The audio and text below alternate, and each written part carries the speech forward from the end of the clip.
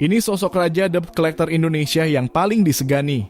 Profesi penagih utang atau debt collector di Indonesia memiliki legenda tersendiri.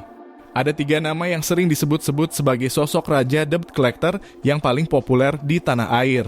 Istilah debt collector sebagai profesi memang sudah tak asing di telinga masyarakat Indonesia.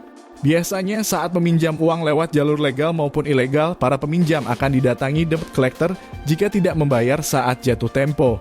Sosok debt collector kerap ditakuti sebab cara mereka menagih utang tak jarang menggunakan kekerasan. Kasus-kasus inilah yang pada akhirnya membuat 3 nama seperti John Key, Hercules, dan Basri Sangaji sering masuk berita hingga menjadi populer. Kepopuleran John Key mulai mencuat tatkala ia tiba di Jakarta pada 1992.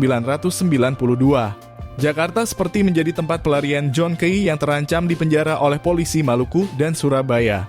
Sedangkan Basri Sangaji pergi ke Jakarta murni untuk mengadu nasib. Lain lagi dengan Hercules yang tiba di ibu kota karena dibawa oleh tentara lantaran dia pernah menjadi tenaga bantuan operasi Kopassus di Timur Timur. Hercules dikenal pada masa Orde Baru sebagai preman ternama. Kemana-mana selalu membawa golok atau senjata tajam.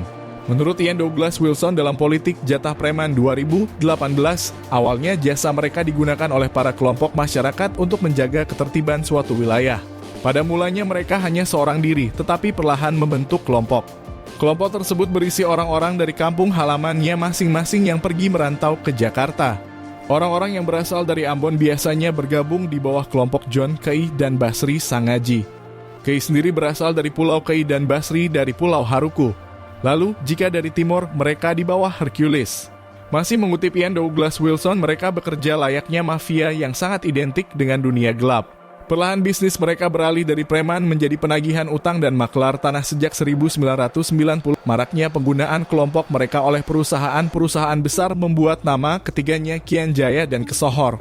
Sejak saat itulah mereka kemudian dikenal sebagai Raja Debt Collector RI. Bahkan besarnya nama ketiganya bisa menciptakan gurita bisnis. Memang bisnis penagihan utang tak selamanya formal, tetapi berkat ajaran ketiga raja tersebut, banyak anak buahnya yang mendirikan bisnis serupa. Meski para bosnya sudah tiada dan dipenjara, perselisihan antara kelompok mereka dengan etnis lain berakar kuat. Saat ini, John Key sedang berada di balik jeruji besi untuk kesekian kalinya dalam kasus penyerangan terhadap saudaranya di Tangerang.